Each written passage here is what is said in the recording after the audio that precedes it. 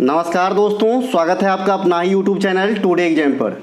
दोस्तों 2024 में जो भी एसएससी की एग्ज़ाम कराए जाएंगे उनके ऊपर जो ट्रायल क्लास चल रही थी, आज ट्रायल क्लास नंबर 3 है। इसके बाद कोई भी ट्रायल क्लास नहीं होगी, अब सीधे सीधे एक बैच आएगी। जैसा कि आप लोगों का भी डिमांड है कि एसएससी के एग्ज़ाम जो भी एमटीएस है, सीपीओ है, जो भी एग्ज़ाम्स है उनके ऊपर बैच लाइए। तो देखिए, मैं अलग अलग बैच तो नहीं ला पाऊँगा, एक ही बैच लाऊँगा जो सभी एसएससी के एग्ज़ाम के ऊपर लागू होगी। और मैंने आपसे ई बुक से पहले भी कहा था कि ई बुक ले लीजिए और ये जो एसएससी का एक सीरीज आएगा वो ले लीजिएगा, वो देखिएगा भी तो भी काम चल जाएगा। इन दोनों के बदौलत ही आपको जीके जीएस की जो भी प्रॉब्लम्स है, खास करके एसएससी के एग्जाम में, मैं दूर कर दूंगा। और एक बार विश्वास करके देखिए, है ना, रिजल्ट आपके हित में ही जाएगी। और अगर आप पहले से मुझसे जुड़े हुए हैं तो ये बात जानते भी होंगे। चलिए शुरू करते हैं आज का ये वीडियो, है ना, पहले प्रश्नों के साथ। एक प्रश्न के कई सारे फैक्ट होते हैं, ये फैक्ट जरूर कवर कीजिएगा, आने वाले सभी एग्जाम के लिए एप्लीकेबल होगी। पहला प्रश्न है, निम्नलिखित में से किस शैवाल को केल्प भी कहा जाता है जो विशेषकर गहरे समुद्र में पाई जाती है ना। जो आपका गहरे समुद्र वाले पार्ट में गहरे पार्ट में पाए जाएंगे समुद्र के अंतर्गत, और ये शैवाल का एक प्रकार है और इसे केल्प भी कहा जाता है। इसे हम कहते हैं लिमनेरिया। लिमनेरिया को आप केल्प भी कहते हैं। ये समुद्र के बीच वाले भाग में यानी गहराई वाले भाग में पाए जाते हैं। शैवाल के अध्ययन को हम क्या कहते हैं? फाइकोलॉजी कहते हैं। जो भी लॉजी शब्द है ना, ये अध्ययन को दर्शाता है, जैसे फाइकोलॉजी, माइकोलॉजी, मीट्रियोलॉजी, लिम्नोलॉजी, है ना, जो भी है, herpetology, hematology, serology, odontology, oncology, philology, sinology, cytology, जो भी है, ये सभी लॉजी शब्द जो है आपके अध्ययन को दर्शाता है। भूरा शैवाल को हम क्या कहते हैं? फियोफाइटा कहते हैं। फियोफाइटा, ये फियोफाइसी समूह से है, इसीलिए फियोफाइटा कहते हैं। अब वहां पे आप समूह नहीं चला जाना, जो थाइलोफाइटा है, ब्रायोफाइटा है, टेरिडोफाइटा है, वहां मत जाना। ये शैवाल के अंदर का ही एक कुल है, फियोफाइसी, रोडोफाइसी, क्लोरोफाइसी, है ना। थाइलोफाइटा, ब्रायोफाइटा ये सब अलग है यहाँ से, ठीक है, तो कंफ्यूज नहीं होना है। तो फियोफाइटा कुल में आ जाएगा आपको कौन सा भैया? भूरा शैवाल। इस भूरा शैवाल को आप फियोफाइसी कुल में रख के फियोफाइटा कह देते हैं। इसके अलावा लाल शैवाल को आप रोडोफाइटा कहते हैं। रोडोफाइसी समूह में है ये, है ना। देखिए, लाल शैवाल के अंदर एक पिगमेंट पाया जाता है। पिगमेंट को हिंदी में हम वर्णक कहते हैं। जिस प्रकार से प्रकाश संश्लेषण के लिए जो आपका उत्तरदायी वर्णक है, जिसे हम, है ना, क्लोरोफिल कहते हैं, है ना, वो भी एक प्रकार का वर्णक है। तो वहाँ यहाँ भी लाल शैवाल के अंतर्गत भी एक वर्णक होता है, जिस कारण ही इसका रंग लाल होता है। इसका नाम है फाइकोअर्थिन पिगमेंट, ठीक है। ये सीजीएल में पास्ट ईयर में पूछा गया क्वेश्चन है, फिर 2023 में ये सीपीओ में भी पूछा गया क्वेश्चन है। इसके अलावा नीला हरा शैवाल को साइनोबैक्टीरिया भी कह देते हैं। ये बहुत ही वीवीआई क्वेश्चन करके रखेंगे। साइनोबैक्टीरिया को अन्य हम किस नाम से जानते हैं? तो आप कहोगे नील हरित शैवाल के नाम से जानते हैं, और इसका कुल का नाम रहेगा क्लोरोफाइसी, ठीक है। इसके अलावा क्लोरेला एक अलग शैवाल का नाम है, क्लोरेला। ये जो अलगी है, ये जो शैवाल है क्लोरेला, इसको अंतरिक्ष यात्री प्रयोग में लाते हैं, यूज में लाते हैं, ऑक्सीजन हेतु और भूख को कम करने हेतु, है ना, यानी खाद्य रूप में भी इस्तेमाल करते हैं और ऑक्सीजन बनाने के लिए भी इस्तेमाल करते हैं। जैसा कि आप जानते हैं कि शैवाल में काफी ज्यादा ऑक्सीजन प्रोड्यूस होते हैं, इसीलिए पर्यावरण के लिए काफी इंपॉर्टेंट है शैवाल। इसके अलावा सबसे अधिक जीवित कोशिका, सबसे पहले जीवित कोशिका की खोज जो है शैवाल के माध्यम से ही ल्यूवेन हॉक ने, है ना, ये आपका 1674 हो जाएगा जी, 1974 लिखा गया, गलत लिखाया है, 1674 में किए थे। जैसा कि आप जानते हैं कि कोशिका की खोज 1665 में रॉबर्ट हुक ने किया था, लेकिन ये सिर्फ कोशिका का नाम दिया था या फिर डेड कोशिका या मृत सेल की खोज की थी। जो जीवित सेल की खोज है ये 1674 में ल्यूवेन हॉक के द्वारा किया गया है ना। तो किसके माध्यम से? तो शैवाल के माध्यम से। ये बात भी ध्यान रखेंगे। अगला प्रश्न है हमारा, प्रधानमंत्री रोजगार सृजन कार्यक्रम पीएमईजीपी कब शुरू किया गया था? तो ये 2008 में शुरू किया गया था, प्रधानमंत्री रोजगार सृजन कार्यक्रम, ठीक है। अब थोड़ी सी जानकारी दे दूं यहाँ पे जो बच्चे नए जुड़ रहे हैं। जैसा कि अभी मैंने बताया कि एसएससी के अगर आपको कोई भी एग्जाम देना है तो एक तो हमारा ये ई बुक आप ले लीजिए, दूसरा जो है एक सीरीज एसएससी का आएगा। जो ई बुक लिया रहेगा फुल पैसा खर्च करके, 99 रुपया खर्च करके, उनके लिए उस वाले सीरीज में काफ़ी रियायत होगी। मान लीजिए 50% से ज़्यादा रियायत होगी। और अपने क्लास की दाम क्या होती है आप सब जानते हैं, 50 से कम ही होगा किसी भी हाल में, ठीक है। तो मान लीजिए 25-25 रुपया में आ जाएगा, ठीक है, जो क्लास आएगी। अगर आप ई बुक फुल पैसे में खरीदते हैं तो, अगर आपने ई बुक में डिस्काउंट लिया है तो आप वो क्लास में आपको जो है पे करना होगा, जो भी चार्ज रखे जाएंगे। तो एक तो ई बुक है और दूसरा हम हमारा जो आरपीएफ की क्लास चल रही है। जो बच्चे रेलवे की फॉर्म भरे हैं, चाहे रेलवे का कोई सा भी एग्जाम हो, आरपीएफ हो, ग्रुप डी हो, एएलपी हो, टेक्नीशियन हो, क्योंकि मैं इस वाले क्लास में अधिकांश साइंस पे विशेष जोर डालता हूँ। 5 क्लास हुआ है, ये 30 क्लास आएंगे और ये मात्र 49 रुपये में अवेलेबल है। इनका कंटेंट क्लासेस सारे के सारे फ्री होते हैं यूट्यूब पे, आप सभी जानते हैं। तो आप लोगों की भैया आप लोगों के हाथ में है ना। मैं ऐसा तो नहीं कि 200-400 रुपये आपके डूब जाएंगे, क्लास खरीद रहे हो, नहीं आया तो कुछ नहीं, लेकिन मैं आपको गारंटी देता हूँ कि किसी भी क्लास किसी भी बुक से ज़्यादा फायदा करा के दूंगा। ये आज भी मैं बोलता हूँ, ठीक है भैया। तो ध्यान रहे, आप ले सकते हैं। ये जो मोबाइल नंबर है इस पर आप मैसेज कर सकते हैं, डिस्क्रिप्शन में लिंक भी है, डायरेक्ट क्लिक करके व्हाट्सएप मैसेज कर सकते हैं, कॉल नहीं कीजिएगा। इस योजना की शुरुआत 2008 में किया गया था। किस योजना की बात हो रही है, जो ये क्वेश्चन था। इस योजना को सूक्ष्म लघु और मध्यम उद्यम मंत्रालय के अंतर्गत खादी और ग्रामों उद्योग आयोग के द्वारा क्रियान्वित किए जाते हैं। वर्तमान में एक डाटा के अनुसार 2026 तक इस योजना को बढ़ा दिया गया है, इसीलिए यह चर्च का विषय बना है। और ये चर्च का विषय जब जब कोई चीज़ बनेगा आपके एग्जाम में नजर आएंगे। इसके अलावा प्रधानमंत्री जनधन योजना की शुरुआत 2014 में वित्त मंत्रालय के अधीन किए गए थे। जनधन योजना बैंकिंग जागरूकता वाली योजना है, जो बैंक खाता मुहैया कराता है आपको। और सबसे अधिक बैंकिंग खाता जो है इस योजना के तहत उत्तर प्रदेश में खोले गए हैं 2023 के अंतिम डाटा के अनुसार। तो ये बात भी आपको ध्यान रखना है। प्रधानमंत्री मुद्रा योजना, ये भी वित्त मंत्रालय की पहल है। इसमें 3 प्रकार के लोन दिए जाते हैं, जैसा कि मैंने आपको बता दिया था। शिशु है, किशोर है और तरुण है ना। तो इस प्रकार के जो 3 लोन है, जिसमें आपको जो है सबसे कम वाले में 50,000 तक मैक्सिमम है, बिचला वाले में 5 लाख तक मैक्सिमम है, और ऊपरका वाले में जो है आपका 10 लाख तक का जो है मैक्सिमम है, ठीक है। इसके अलावा प्रधानमंत्री कौशल विकास योजना, ये 2015 में आया था। किस मंत्रालय के अधीन कार्य करता है ये? तो ये आपका कौशल विकास और उद्यमिता मंत्रालय के अंतर्गत कार्य करता है। मेन काम क्या है इसका? युवाओं को ट्रेनिंग देके दिया जाता है, ताकि आगे की राह उनका आसान हो सके और अपनी रोजी रोटी जो है कमा सके। प्रधानमंत्री विश्वकर्मा योजना की शुरुआत कब हुई थी? 2023 में। जैसे आपने बेटी बचाओ बेटी पढ़ाओ योजना सुना होगा, है ना, बेटी बचाओ बेटी पढ़ाओ बेटी बचाओ, इस प्रकार से, है ना। तो उस योजना में भी कई सारे मिनिस्ट्री जो है इंक्लूड है, माने मिलजुल के चलाते हैं। उसी प्रकार से ये जो प्रधानमंत्री विश्वकर्मा योजना है ना, ये भी कई सारे मिनिस्ट्री जो है इसमें मिलजुल के काम करते हैं, जैसे सूक्ष्म एवं लघु मध्यम उद्योग मंत्रालय, कौशल विकास एवं उद्यमिता मंत्रालय और वित्त मंत्रालय, है ना। तो ये तीनों मिले हुए हैं, तो इन्हें भी ध्यान रखेंगे। ये आने वाले समय में एक जो है कथन के रूप में पूछे जाने वाली बेस्ट क्वेश्चन बनेगा कि प्रधानमंत्री विश्वकर्मा योजना में निम्नलिखित में से कौन सा एक मंत्रालय शामिल नहीं है। तो आपको ज्ञान रहेगा तभी ना आंसर सही करके आओगे, नहीं तो दिक्कत हो जाएगी। ठीक है भैया, मैं सब दिन बताते आया हूँ, पढ़ाई लिखाई एक ठेका के तौर पे कीजिए। जितना जल्दी कर लोगे उतना ज़्यादा खुश में रहोगे, सुखी में रहोगे, ठीक है भैया। क्योंकि दिन दिन कंपटीशन बढ़ता जा रहा है, आपसे ज़्यादा भीड़ जो है पास होकर आ रहे हैं। यहाँ तक कि 98-99% ले आ रहे हैं एग्जाम में, बोर्ड के एग्जाम में। तो आप समझ सकते हो कहाँ किस लेवल के बच्चे होंगे। तो अभी जहाँ हो वहाँ फैट कर लो, अपने आप को जो है धनी समझो और तुरंत कर सकते हो, मतलब थोड़ा सा मेहनत करके, है ना। अब आगे की इंतजार करोगे तो दिन दिन सस्ता नहीं, महंगाई होता जाएगा, ठीक है। जनवरी 2024 में सुप्रीम कोर्ट में किसे न्यायाधीश के रूप में नियुक्त किया गया है? सुप्रीम कोर्ट में एक पोस्ट जो है खाली थे न्यायाधीश का, तो जनवरी 2024 में इसे भरा गया है पीवी बराले के रूप में। पीवी बराले साहब अभी सुप्रीम कोर्ट में न्यायाधीश के रूप में नियुक्त हुए हैं इसी साल जनवरी महीने में, ठीक है। अब सुप्रीम कोर्ट में कितने न्यायाधीश हो गए हैं? तो फुल हो गए हैं, 34 हो गए हैं। जैसा कि आप जानते हैं कि सुप्रीम कोर्ट के वर्तमान स्ट्रेंथ जो है न्यायाधीशों की, ये 33+1 है, यानी एक मुख्य न्यायाधीश जो 50वें क्रमांक के अभी कौन है? डीवाई चंद्रचूड़ साहब है। डीवाई चंद्रचूड़ साहब एकमात्र मुख्य न्यायाधीश है जिनके पिता भी मुख्य न्यायाधीश रह चुके हैं, ठीक है। जैसा अभी एक क्वेश्चन आपसे पूछा गया था, हमारे ख्याल में अभी कौन सा एग्जाम हुआ था भैया?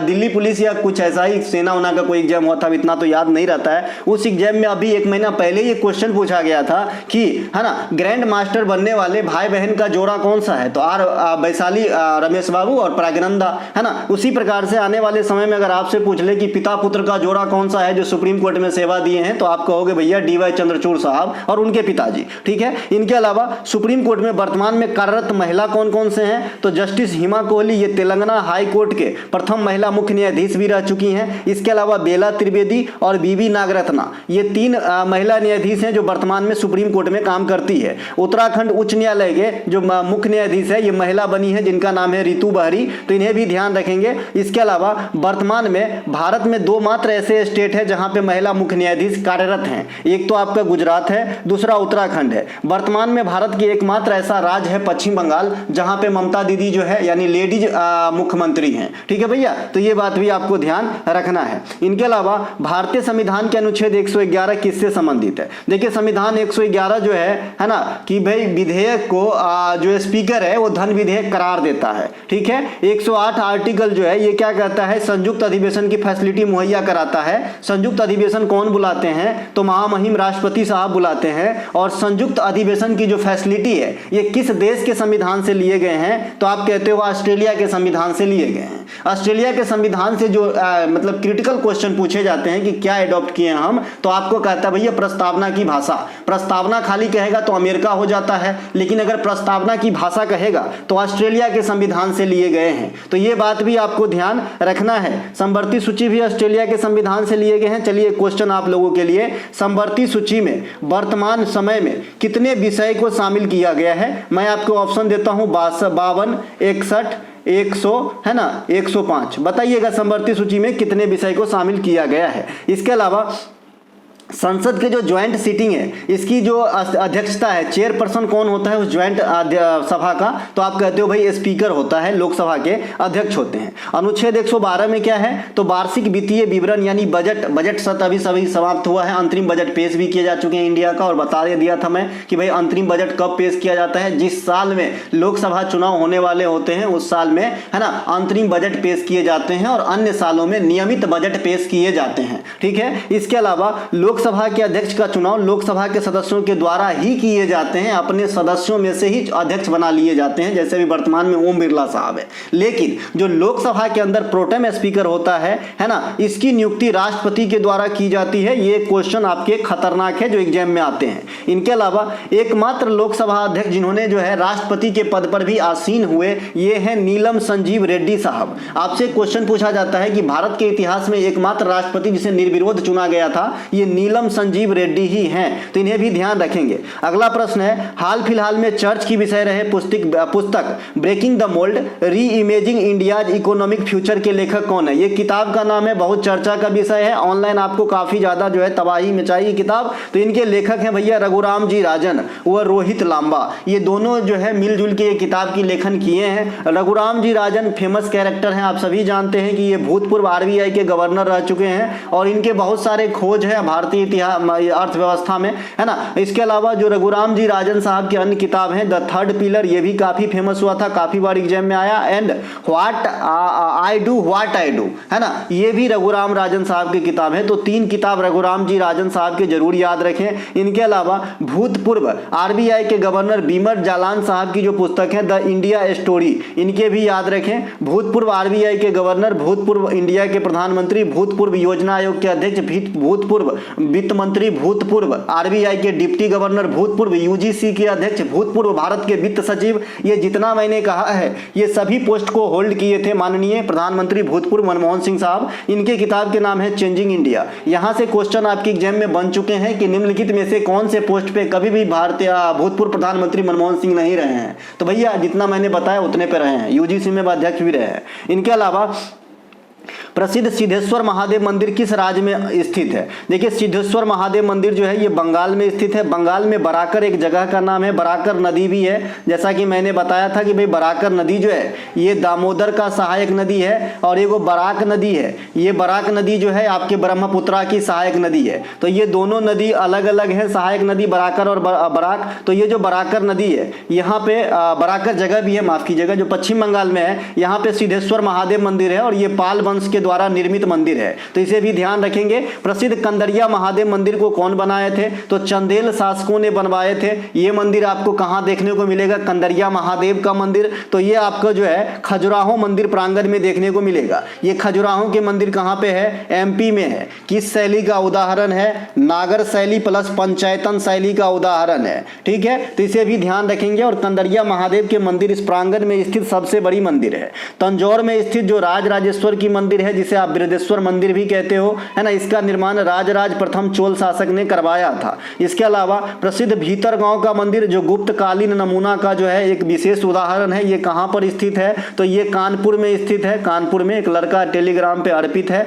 जो कानपुर से है और काफी ज्यादा एक्टिव भी रहता है, तो उन्हीं के गांव के आसपास ये होंगे मुझे मेरे ख्याल में। इसके अलावा दक्षिण भारत के मंदिर की स्टाइल क्या है, द्रविड़ स्टाइल है। द्रविड़ स्टाइल के मंदिर में क्या पाए जाते हैं, गोपुरम पाए जाते हैं। गोपुरम क्या होता है, एक लंबा चौड़ा गलियारा होता है मंदिर प्रवेश की। इसके अलावा नई शिक्षा नीति 2020 अपनाने वाला भारत का पहला राज्य कौन बना था, तो ये उत्तराखंड बना था। आप सभी जानते हो कि उत्तराखंड अभी हाल फिलहाल में आर्टिकल 44 अपनाने वाला भारत का पहला राज्य बना है। उत्तराखंड का अपने आप में जो है निर्माण 2000 ईस्वी में उत्तर प्रदेश से अलग होकर हुआ था। ठीक है भाई, पहले इसका नाम उत्तरांचल हुआ करता था, उत्तरांचल से बाद में इसका नाम वर्तमान उत्तराखंड है। आप सभी जानते हैं कि किसी भी राज्य में सीमा परिवर्तन, नाम परिवर्तन इत्यादि के लिए किस आर्टिकल में छेड़छाड़ किए जाते हैं या फिर संशोधन किए जाते हैं, ये भी मैंने पढ़ा रखा है और आर्टिकल वाली जो टॉपिक वाइज वीडियो है उसका पहला प्रश्न है। ठीक है भाई, तो कभी कभी ऐसे डंडा फेंक देता हूं ताकि मैं ये भी देखना चाहता हूं कि जो बच्चे मुझ पे विश्वास करते हैं, पढ़ते हैं मेरे पास,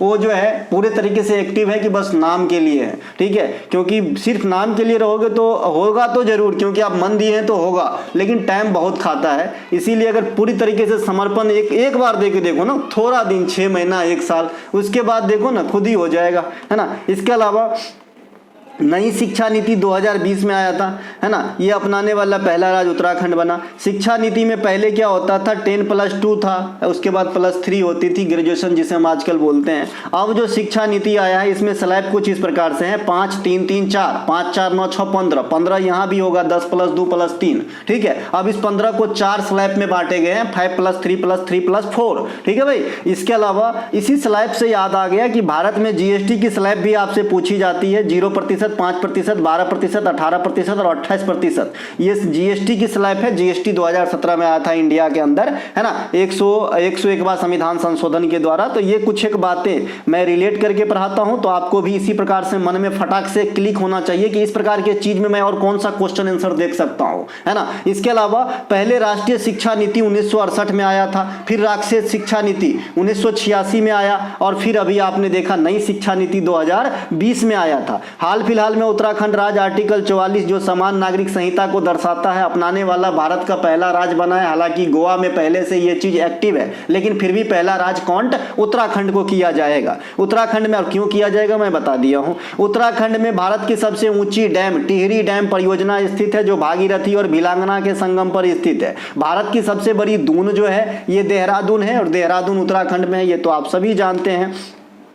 उत्तराखंड के प्रमुख आकर्षण में आएंगे तो वैली ऑफ फ्लावर फूलों की घाटी यूनेस्को में शामिल है। नंदा देवी चोटी जो कुमायूं हिमालय का और उत्तराखंड का सबसे ऊंचा चोटी है। जिम कॉर्बेट या रामगंगा नेशनल पार्क जो इंडिया का पहला नेशनल पार्क है। भारत सर्वेक्षण, है ना, वन अनुसंधान संस्थान इत्यादि सभी के मुख्यालय। ओएनजीसी भी कर लीजिएगा, ओएनजीसी का भी जो है हेड मुख्यालय वहीं पे उत्तराखंड में है ना, तो ये उत्तराखंड में हो जाएगा। लाल बहादुर शास्त्री वाला जो लवसना है वो भी उत्तराखंड में हो जाएंगे। इसके अलावा राष्ट्रीय गौरव अपमान निवारण अधिनियम कब प्रस्तुत किया गया था? आप जानते हैं कि हमारे जो राष्ट्रीय ध्वज वगैरह हैं, राष्ट्रीय गान वगैरह हैं, इसकी अपमान आप नहीं कर सकते हैं। ठीक है, तो ये जो अपमान निवारण अधिनियम लाया गया था ये 1971 में लाया गया था, राष्ट्रीय गौरव अपमान निवारण अधिनियम। ठीक है, इसके तहत राष्ट्रीय ध्वज, राष्ट्रीय गान इत्यादि को जो है अपमान होने से रोका जाता है या फिर जो है किसी प्रकार का कोई गलत अनादर टाइप से कृत्य न हो, इसको जो है रोकने के लिए लाया गया था। मौलिक कर्तव्य के अंतर्गत भी सेम बातों को दर्शाया गया है। चूंकि आप जानते हैं कि मौलिक कर्तव्य 42वां संविधान संशोधन के द्वारा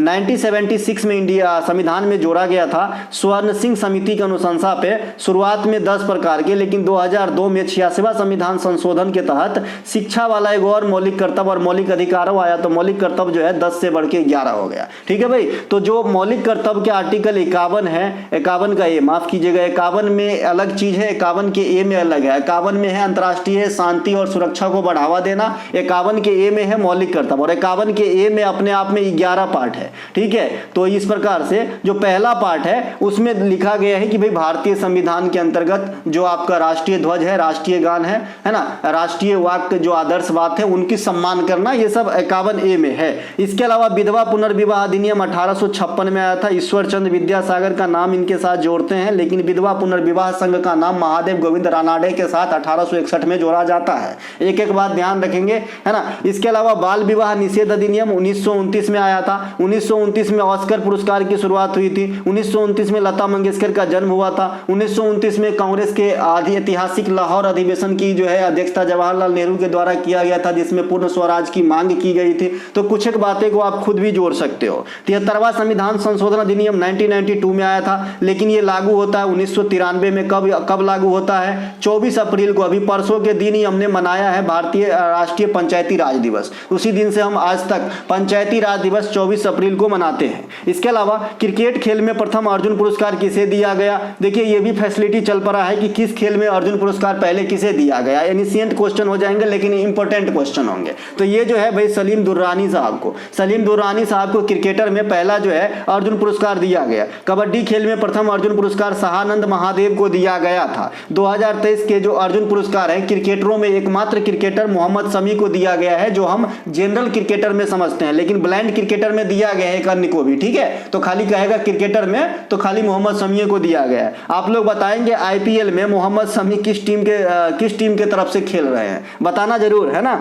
इसके अलावा अर्जुन पुरस्कार की शुरुआत 1961 में हुआ था। 2023 में यह 26 जो है खिलाड़ियों को दिया गया है। मेजर ध्यानचंद पुरस्कार की शुरुआत 1991-92 से हुआ था। आपका राजीव गांधी खेल रत्न पुरस्कार के नाम से पहला विजेता विश्वनाथ आनंद साहब है, और अभी अभी आपने सुना होगा डी गुकेश ने एक अलग कारनामा करके दिखाया है शतरंज के अंदर, वो भी क्वेश्चन मैं जल्दी ही लाऊंगा, है ना। और तो फिर वहां बात करेंगे विशेष रूप से। असद अली खान का संबंध किस वाद्य यंत्र से है? तो ये रुद्र बीना से है। रुद्र बीना से गिने चुने प्लेयर हैं, जरूर ध्यान रखें, है ना। रुद्र बीना से असद अली खान, सादिक अली खान, ये दोनों को ही आज तक पूछा जाता है एग्जाम के अंदर। बाद में ये क्वेश्चन और पूछे जाते हैं कि माननीय स्वर्गीय आप एपीजे अब्दुल कलाम साहब जो है ये कौन से वाद्य यंत्र बजाते थे? तो ये आपका आंसर होता है जी बीना। और एक और क्वेश्चन इस प्रकार से पूछा जाता है कि मुगल साम्राज्य के अधनगत जो शासक हुए अकबर, वो क्या बजाता था? तो नगारा बजाता था। इसके अलावा राकेश चौरसिया, हरिप्रसाद चौरसिया, राकेश चौरसिया जो है हरिप्रसाद चौरसिया के भतीजे हैं, जो अभी अभी 2024 में ग्रैमी अवार्ड इंडिया के लिए जीते हैं।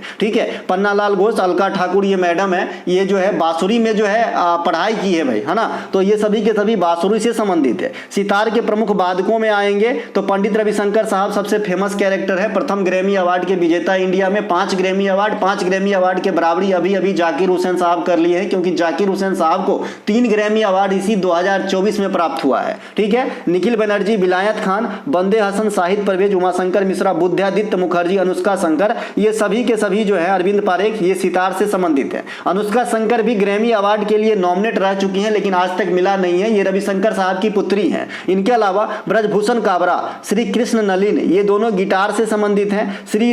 श्रीनिवासन मेंडोलिन से संबंधित है। अन्नपूर्णा देवी काफी बार पूछे जाते हैं, सुरबहार से संबंधित है। 1950 से पहले भारतीय संविधान में कितने मौलिक अधिकार दिए गए थे? या थे तो 7, क्योंकि आप जानते हैं कि 1978 में संपत्ति के अधिकार को मौलिक अधिकार से हटाया गया 44वां जो है अमेंडमेंट के द्वारा, और वर्तमान में ये 300A के अंतर्गत भाग 12 में रखा गया है। ठीक है भाई, विधिक अधिकार के रूप में, कानूनी अधिकार के रूप में। भारत में मौलिक अधिकार की प्रावधान जो है अमेरिकी संविधान से प्रेरित है। इसे भारतीय संविधान का मैग्ना कार्टा कहा जाता है। 1978 के बाद से अब तक 6 मौलिक अधिकार है। इस प्रकार है: समानता का अधिकार 14 से 18, स्वतंत्रता का अधिकार 19 से 22, धर्म की स्वतंत्रता 25 से 28, शोषण के विरुद्ध अधिकार 23 और 24, अल्पसंख्यक हित 29 और 30, और संवैधानिक उपचारों का अधिकार आर्टिकल 32। आप कहोगे गुरुजी आर्टिकल 31 खा गए क्या? अरे खाए नहीं है, संपत्ति का अधिकार था पहले, तो वो जो है अब निष्क्रिय टाइप से है ना, काम का नहीं है। इसके अलावा मौलिक अधिकार परिवर्तनीय होती है, इस प्रकार से लिखेंगे, है ना। परिवर्तनीय लिखना चाह रहा था मैं, मतलब जो है फ्लेक्सिबल हो सकता है, बदल सकता है ना। तो मौलिक अधिकार जो है परिवर्तनीय होती है, जबकि जो डीपीएसपी है ये परिवर्तनीय नहीं होती है। डीपीएसपी जो है पूरे राज्य पे लागू होता है, मौलिक अधिकार एक एक जनता पे लागू होता है, प्रत्येक नागरिक पे लागू होता है। ये बात ध्यान रखेंगे, है ना। सबका मौलिक अधिकार है भाई, एक एक नागरिक जिसकी भारत की नागरिकता प्राप्त है और नहीं भी प्राप्त है, क्योंकि मौलिक अधिकार कुछ ऐसे हैं जो विदेशियों को भी प्राप्त है, तो यहां में काफी वेरिएशन है। और जो आपका डीपीएसपी है ये सीधा सीधा एक राज्य के ऊपर दिया जाता है कि भाई आपको ऐसा करना चाहिए। इसीलिए आपसे कल होकर कोई पूछता है कि भाई डीपीएसपी का क्या उद्देश्य है, तो आप क्या कहते हो कि राज्य को कल्याणकारी बनाना इनका मेन मोटो है, ठीक है। इसके अलावा मौलिक अधिकार से संबंधित जो मार्शल लॉ है की अवधारणा है, ये कहां से लिया गया है, ये ब्रिटिश संविधान से लिए गए हैं। ब्रिटिश संविधान से और क्या क्या लिए हैं, विधि का शासन लिए हैं, है ना। इसके अलावा संसदीय व्यवस्था लिए गए हैं, एकल नागरिकता लिए गए हैं, मार्शल लॉ की फैसिलिटी लिए गए हैं, ये सभी ब्रिटेन के संविधान से हैं। लेकिन विधि द्वारा स्थापित प्रक्रिया जो है ये जापान के संविधान से लिए गए हैं। ये दोनों कंफ्यूजिंग पेयर है, विधि का शासन और विधि द्वारा स्थापित प्रक्रिया। एक एक बात को कान खोल के सुनेंगे, दिमाग खोल के सुनेंगे, कान से निकलेगा जब समझ में आएगी। इसके अलावा मौलिक अधिकार को विषम परिस्थिति में नहीं बदलते हैं, वैसा मौलिक अधिकार है 20 और 21, बाद बाकी मौलिक अधिकार बदल सकते हैं। पुरुषों के लिए कबड्डी खेल के मैदान की चौड़ाई क्या होती है, जैसा कि आप जानते हो कबड्डी खेल में 13x10 के डाया पुरुषों के लिए रखा जाता है, ठीक है भाई। तो चौड़ाई की बात हो रही, तो चौड़ाई हमेशा लंबाई से छोटा रखा जाता है ना। भले आप कैसे भी लिख लो, ये रेक्टेंगल बनाया तो चौड़ाई हमेशा इसी को कंसीडर किया जाएगा, देखने से ही लग रहा है, ठीक है। तो चौड़ाई लंबाई की तुलना में हमेशा दूसरा टर्म में लिखा गया होता है, या फिर कम वाले को चौड़ाई मानते हैं। तो दोनों अगर इस प्रकार से लिखा है 13x10, तो आपको समझ में आना चाहिए 10 चौड़ाई है, 13 लंबाई है। तो चौड़ाई हो जाएंगे 10, लंबाई हो जाएंगे 13 कबड्डी के मैदान में, है ना। कबड्डी में कुल कितने खिलाड़ी होते हैं, तो आपको 7 ही आंसर करना है जी। हालांकि 5 रिजर्व खिलाड़ी रहते हैं, ठीक है ना। जैसे आईपीएल में 25 खिलाड़ी होते हैं, लेकिन एट अ टाइम कितने खेलते हैं, 11। तो क्रिकेट में 25 मारोगे कि 11 मारोगे, तो 11। तो उसी प्रकार से कबड्डी में 7 मारना है, लेकिन 5 रिजर्व रहते हैं। तो अगर आपसे कल होकर ऐसा पूछ ले कि रिजर्व सहित कबड्डी में कितने खिलाड़ी होते हैं, तो 12। बात को समझेंगे, है ना, समय के तकाजा को जो है समझेंगे। पुरुषों के कबड्डी वर्ल्ड कप की शुरुआत 2004 ईस्वी में हुआ था, अंतर्राष्ट्रीय कबड्डी महासंघ के द्वारा स्थापित की जाती है। भारत अब तक 3 बार ये जो है वर्ल्ड कप जीत चुके हैं। इनके अलावा महिला कबड्डी वर्ल्ड कप की शुरुआत 2012 में पहली बार करी गई थी। कबड्डी को ओलंपिक खेल में पहले प्रदर्शनी के खेल के तौर पर रखा गया था। जैसे इस बार के जो खेलो इंडिया यूथ गेम हुआ है 2024 में तमिलनाडु के अंदर 4 शहरों में, वहां पे सिमलंब नामक खेल को प्रदर्शनी खेल के तौर पे रखा गया था। सिमलंब समझते हैं ना, तमिलनाडु के ही मार्शल आर्ट फॉर्म, एक प्रकार का कला है, ठीक है, खेल है। जैसे मलखंब है, सिमलंब है,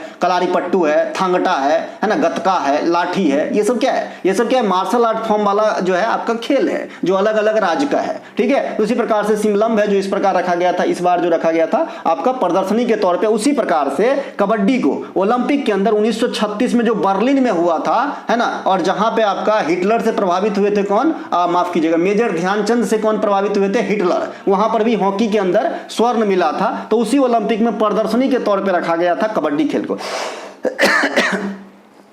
1982 में जो आपका इंडिया में ही हुआ था एशियन गेम दिल्ली के अंदर, ये सेकेंड टाइम था जब एशियन गेम दिल्ली के अंदर हुआ था। पहली बार 1951 शुरुआती स्टार्टिंग इवेंट भी दिल्ली के अंदर ही हुआ था एशियन गेम का, तो वहां पे कबड्डी को प्रदर्शनी के तौर पे जगह दिया गया था। लेकिन 1990 में एशियन खेल के अंदर कबड्डी फिक्स हो गया और मेडल वाले लिस्ट में आ गए। इनके अलावा प्रसिद्ध थुलाल नृत्य किस राज्य से है, थुलाल जो है ये केरल से है। केरल के अन्य नृत्य में आएंगे तो शास्त्रीय नृत्य की बात कर लेते हैं, तो कथकली और मोहिनी अट्टम होता है। देखिए मैंने आपको बताया है 4 शास्त्रीय नृत्य जो है ये देवदासी परंपरा से निर्मित है ना। लास्य और तांडव वाला शास्त्रीय नृत्य मणिपुरी है, जिसमें लास्य भी मिलता है और तांडव भी मिलता है, शंकर भी मिलते हैं, गौरी भी मिलते हैं, ठीक है भैया। इसके अलावा जो आपका 4 नृत्य है जो देवदासी परंपरा से निर्मित है, ये भरतनाट्यम, कुचिपुड़ी, ओडिसी और आपका मोहिनी अट्टम, ठीक है, ये ध्यान जरूर रखेंगे, है ना। इसके अलावा मोहिनी अट्टम शास्त्रीय नृत्य में कौन भाग लेते हैं, तो ये सिर्फ महिलाएं भाग लेते हैं। इसे जादूगरनी का नृत्य इसलिए कहा जाता है कि भगवान मोहिनी का जो स्वरूप है ना, इसमें दर्शाया जाता है भगवान विष्णु का मोहिनी स्वरूप, माफ कीजिएगा, फिसल जाता है भाई, है ना। तो ये जो है दर्शाया जाता है, इसे जादूगरनी का नृत्य कहा जाता है। इसमें भगवान विष्णु की पूजा की जाती है। मैं जो दिखता हूँ एकदम रियल हूँ भाई, है ना, कोई भी बनावटी नहीं, कोई भी काट छांट और एडिटिंग तो मुझे आती ही नहीं है। आपने कई बार देखा होगा वीडियो में, मैंने कभी एडिट आज तक करना ही नहीं आता, तो कहाँ से करूंगा, ठीक है। इसके अलावा केरल की प्रमुख त्योहार ओणम 10 दिनों तक चलती है, जिसमें भगवान विष्णु या महाबली की पूजा की जाती है, ठीक है। इसके अलावा कर्नाटक के प्रमुख त्योहार यक्षगान है, करगा है, कुनीता है, सुग्गी है, भूतकोला है। त्योहार कहिए, नृत्य कहिए। भूतकोला को आप भूत आराधना भी कहते हो, है ना। जवाहरलाल नेहरू के अधीन भारत के राष्ट्रीय अंतरिम सरकार की गठन कब किया गया था? तो जो अंतरिम सरकार की गठन हुई फाइनल, ये 2 सितंबर 1946 को किया गया था। जवाहरलाल नेहरू से क्या कुछ क्वेश्चन आपके एग्जाम में आते हैं, स्लैब में देखेंगे। जवाहरलाल नेहरू के जो है संविधान सभा के समक्ष 13 दिसंबर 1946 को उद्देश्य प्रस्ताव पेश किए थे। इससे पहले 2 और इंपॉर्टेंट घटना होता है। संविधान सभा की प्रथम बैठक 9 दिसंबर 1946 को होते हैं, अगला बैठक 11 दिसंबर 1946 को होते हैं। ये दोनों बैठक क्यों इंपॉर्टेंट है? क्योंकि यहां से क्वेश्चन आता है। 9 दिसंबर 1946 में सच्चिदानंद सिन्हा सबसे बुजुर्ग को जो है टेम्पोररी अध्यक्ष के रूप में सिलेक्ट किया गया था। 11 दिसंबर 1946 को डॉक्टर राजेंद्र प्रसाद साहब को, है ना, परमानेंट अध्यक्ष के रूप में सिलेक्ट किए गए थे। कांग्रेस के प्रसिद्ध लाहौर अधिवेशन जो 1929 में होता है, जिसमें पूर्ण स्वराज की मांग की जाती है, अध्यक्षता जवाहरलाल नेहरू ने किए थे। इसके अलावा चोल वंश से संबंधित प्रतीक जो सेंगोल है, जिसे अभी अभी राष्ट्रपति भवन में रखा गया है, माफ कीजिएगा, नया संसद भवन में रखा गया है ना। राष्ट्रपति भवन में रामपुरवा वेल को रखा गया है। ये भी एक बड़े क्वेश्चन है, तो इसे हल्के में न लें। सेंगोल को जो है संसद भवन में रखा गया, नए संसद भवन में। तो सेंगोल को जो है सबसे पहले जवाहरलाल नेहरू को ही दिया गया था। सेकेंड प्रधानमंत्री बनेंगे नरेंद्र मोदी साहब, जिन्होंने सेंगोल को प्राप्त किया। आजादी के बाद लाल किला के प्राचीर से लाहौरी गेट यानी पश्चिमी गेट पे जो झंडा तोलन का काम किए, ये जवाहरलाल नेहरू साहब ही किए। तब से जो है फैसिलिटी में आ गया कि 15 अगस्त में प्रधानमंत्री झंडा फहराते हैं और 26 जनवरी में राष्ट्रपति झंडा फहराते हैं। 1960 में बीआरओ की स्थापना का श्रेय जो है ये जवाहरलाल नेहरू को ही दिया जाता है, जो तटवर्ती इलाके में रोड बनाने और रखरखाव का काम करते हैं। डिस्कवरी ऑफ इंडिया विश्व इतिहास की झलक नामक किताब जो है ये जवाहरलाल नेहरू साहब ने ही लिखा है। स्वास्थ्य सुविधाएं, शिक्षा इत्यादि पर सरकार के व्यय को क्या कहा जाता है? जो स्वास्थ्य है, शिक्षा है ना, या फिर अस्पताल वगैरह की जो आपका बिल्डिंग वगैरह हैं, ये जो बनाते हैं उस पर जो खर्च करते हैं सरकार, उसे क्या कहा जाता है? पूंजीगत व्यय कहा जाता है। क्या कहा जाता है? एक्सपेंडिचर, है ना। तो ये आपका जो है पूंजीगत व्यय हो जाएगा। पूंजीगत व्यय जो सरकार मशीनरी, उपकरण, शिक्षा, विज्ञान इत्यादि पर जो खर्च करते हैं, है ना, डायरेक्ट, है ना। बोरोन फैमिली के कौन से तत्व को तापमान रिकॉर्ड के लिए सुग्राही या आदर्श माना जाता है? ठीक है, तो भैया जो बोरोन फैमिली है, सबसे पहले तो आपको समझ में आना चाहिए कि बोरोन फैमिली क्या होता है। देखिए, मैंने 18 आपका जो है आधुनिक आवर्त सारणी के वर्ग को समझा चुका हूं, ठीक है। आपके सामने फिर से आवर्त सारणी यहां पे प्रकट हो गया है, आप देख सकते हैं। मैंने आपको बताया था कि जो आपके आवर्त सारणी है, इसके वर्ग 1 और 2 को क्या कहते हैं, है ना, अल्कलाइन मेटल कहते हैं, क्षारीय तत्व कहते हैं। उसमें भी अगर स्पेसिफिक आपको 2 नंबर का पूछे तो इसे कहते हैं अल्कलाइन अर्थ मेटल, AEM, ठीक है ना। तो इसे भी ध्यान रखेंगे, अल्कलाइन अर्थ मेटल कहते हैं, पृथ्वी क्षारीय धातु कहते हैं। इन दोनों को कंबाइंड रूप से अल्कलाइन मेटल कहते हैं। जो आपका वर्ग 3 से 12 है, इसे डी ब्लॉक एलिमेंट्स या संक्रमणीय धातु कहा जाता है। और 13 से लेकर 18 तक को उसके प्रथम तत्व के नाम पे ही नाम दे दिया जाता है। जैसे पहला की बात करेंगे तो 13 number boron family, 14 number carbon family, 15 number nitrogen family, 16 number oxygen family या इसे केलोजन भी कहते हैं, 17 नंबर, है ना, ये आपका जो हो जाएगा फ्लोरीन या क्लोरीन या हेलोजन समूह कहते हैं। और 18 नंबर अक्रिय गैस, इनर्ट गैस या नोबल गैस परिवार कहते हैं, ठीक है। तो ये है दादा याद रखने का। आपको याद रख के मुझे क्या मिलेगा? तो भाई बहुत कुछ मिलेगा। आप याद रख के तो देखो, एग्जाम में 2.5 नंबर मिलेंगे। और अगर गलती कर दिए तो वो तो जाएगा ही जाएगा। क्वेश्चन जो सही था उसमें से भी खींच लेते हैं। एग्जाम बहुत ही जालिम है भाई, ठीक है भैया, तो ध्यान रखेंगे। इसके अलावा आवर्त सारणी से और क्या कुछ एक क्वेश्चन आता है, तो आवर्त सारणी से मेंडेलीव में आता है कितने तत्व थे? 63। और ये वाला जो आप देख रहे हैं ये मोस्ले साहब का प्रिंट है, 118 तत्व है, ठीक है। इसके अलावा इस 118 में तत्वों का वर्गीकरण 91, 20 और 7 बताया था। 91 मेटल है, 20 नॉन मेटल है और 7 उपधातु है। ये 7 उपधातु जो है ना, ये न तो धातु होते हैं ना अधातु होते हैं, बीच बीच वाला होता है ना। इसके अलावा जो आपका आधुनिक आवर्त सारणी जो ये आप प्रिंट देख रहे हैं, इसमें 18 वर्ग है और और 7 आवर्त है। ठीक है, इसके अलावा और बात करेंगे, है ना, आवर्त सारणी के जो ये नीचे 2 देख रहे हैं, लेंथेनाइड और एक्टेनाइड, इसे F ब्लॉक एलिमेंट्स कहा जाता है। यहाँ पे आपने देखा D ब्लॉक, 1 और 2 को कहते हैं S ब्लॉक और 13 से लेकर 18 तक को कहते हैं P ब्लॉक। ठीक है भाई, है ना। ये ब्लॉक का नाम क्यों दिया जाता है? क्योंकि अंतिम इलेक्ट्रॉन इसी सब सेल में फिल होता है। ठीक है, इसीलिए दिया जाता है। अगर आपसे पूछे भाई ये लेंथेनाइड और एक्टेनाइड में कुल तत्वों की संख्या कितने होंगे, तो नीचे आप गिनेंगे तो 14 ही होगा, लेकिन जहां से ये स्टार्ट हो रहा है सेम कलर आप देख रहे होंगे, तो इसे भी पकड़ा जाता है। तो ऑथेंटिक आंसर 15 होगा। 15 तत्व होते हैं लेंथेनाइड और एक्टेनाइड में, है ना। कमरे के टेम्परेचर पे तो इसका आंसर जो हो जाएगा गैलियम हो जाएगा भैया, है ना। बोरोन फैमिली के गैलियम जो है ये आप थर्मामीटर वगैरह में यूज कर सकते हो, पारे की जगह पे कोई दिक्कत नहीं है, क्योंकि इसका भी जो है प्रसार ज्यादा होता है ना। इसके अलावा कमरे के टेम्परेचर पे लिक्विड फॉर्म में पारा और गैलियम पाया जाता है। कमरे के टेम्परेचर पे लिक्विड फॉर्म में ब्रोमीन पाया जाता है। ये ब्रोमो कहां पर मिलेगा? हैलोजन फैमिली में मिलेगा, यानी 17 समूह में मिलेगा। बाबर के 4 पुत्रों में सबसे छोटका पुत्र का नाम क्या था? तो बाबर के सबसे छोटका पुत्र का नाम हिंडाल था। जैसे लग रहा है ट्रैक्टर का नाम हो। क्या नाम हो भैया? ट्रैक्टर का नाम हो हिंडाल, है ना भैया। तो इनका नाम था हिंडाल। बाबर के 4 पुत्र थे। हुमायूं सबसे बड़का था, इन्हीं को सत्ता मिला, अगला जो शासक यही बने। कामरान, अस्करी और हिंडाल, है ना। हिंडाल थोड़ा अलग टाइप का नाम नहीं लग रहा आपको। बाबर 12 वर्ष की अवस्था में फरगना के शासक बने थे 1494 में। ठीक है, और 1994 मेरा जन्मदिन भी है, मतलब जन्म वर्ष है। तो कितने फर्क हो गए भैया? 500 साल के। इसके अलावा 1526 में पानीपत की प्रथम लड़ाई के उपरांत भारत में मुगल वंश की स्थापना इब्राहिम लोदी को हरा कर किया था और सल्तनत की समाप्ति हो गई थी। तो अंतिम शासक सल्तनत का कौन हुआ? लोदी वंश के इब्राहिम लोदी। 1527 में प्रसिद्ध खानवा का युद्ध हुआ, किन्हें हराया? सांगा साहब को। 1528 में चंदेरी में मेदिनी राय साहब को हराया और 1529 में घाघरा के जो युद्ध हुआ उसमें नुसरत शाह को हराया था और 1530 में बाबर की मृत्यु हो गई थी। बाबर को कलंदर भी कहा जाता है। बाबर को पहले आगरा में दफनाया गया था, लेकिन देखा कि भाई इनकी इच्छा जो है काबुल में दफनाने का है, तो फिर काबुल ले गया बाबर के पार्थिव शरीर को, है ना। और बाबर अपने आत्मकथा तुर्की भाषा में लिखे थे, बाबरनामा, है ना।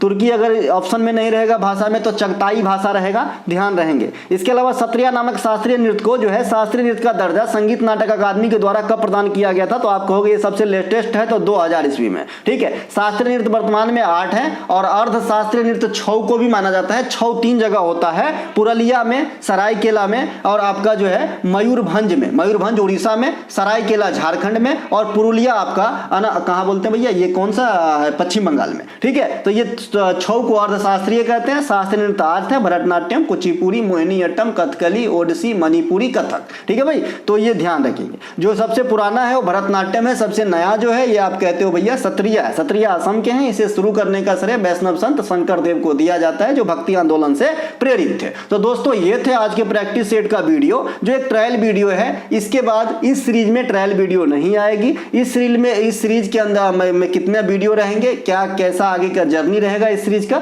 ये हम जल्द ही आपको एक मैसेज या किसी वीडियो के माध्यम से जरूर बता दूंगा। तो आप जो सूचना मिल ही जाएगा। बाद में अगर आपको ई बुक, रेलवे इत्यादि के वगैरह की कंटेंट चाहिए, डिस्क्रिप्शन में लिंक दिया गया, आप लिंक क्लिक करके आराम से बाय कर सकते हो। मैं विश्वास दिलाता हूं, है ना। इतने न्यूनतम प्राइस पे सिर्फ मैं आत्मसम्मान की रक्षा कर रहा हूं आपका, बाद बाकी कुछ नहीं कर रहा हूं। अभी जो बच्चे इंग्लिश के लिए बोल रहे हैं कि ई बुक मैं बनाने के लिए दिया हूं, वहां पे जो है इसके खर्च 3 से 4 के आएंगे, ट्रांसलेटेड वर्जन रहेगा, है ना। तो ये पैसा एक तो मैं आपकी मदद कर रहा हूं, ऊपर से मैं इतने भी नहीं कमा रहा हूं कि मैं अपनी कमाई से आपकी मदद कर पाऊं भैया, है ना। तो थोड़ा बहुत जो आपसे फी लिया जाता है ये सिर्फ मेंटेनेंस वगैरह के लिए जाते हैं, बाद बाकी और कोई भी इच्छा नहीं है जी, है ना। और मैं ये भी कहता हूं मुझे ज्यादा फेमस होने की भी जो है मन में मनसा नहीं है। मैं सिर्फ इतना चाहता हूं कि जो बच्चे पहले जब मैं 25 रुपया फी वाला एक पीडीएफ का जो है ये किए थे, तो वहां पे करीब 1000 से 1200 बच्चे ने पीडीएफ लिए थे। वही बच्चा में तो कितने को नौकरी हो गया, और जो बच्चे हैं वही बच्चे मेरे से कंटेंट लेते हैं। मैं आज भी कहता हूं बाहर के बच्चे बहुत कम लेते हैं, ठीक है ना। तो डिस्काउंट वाला भी है, बाद में कि मेरा ये भी है कि मेरे पे विश्वास किया तो इसकी बेड़ा पार लगाना मेरा भी कर्तव्य बनता है। तो इसीलिए जितना हो सकता है मैं करता हूं और आगे भी करता रहूंगा। आप लोगों का सपोर्ट चाहिए, सहयोग चाहिए। जय हिंद, जय भारत। मिलेंगे हम अगले वीडियो में।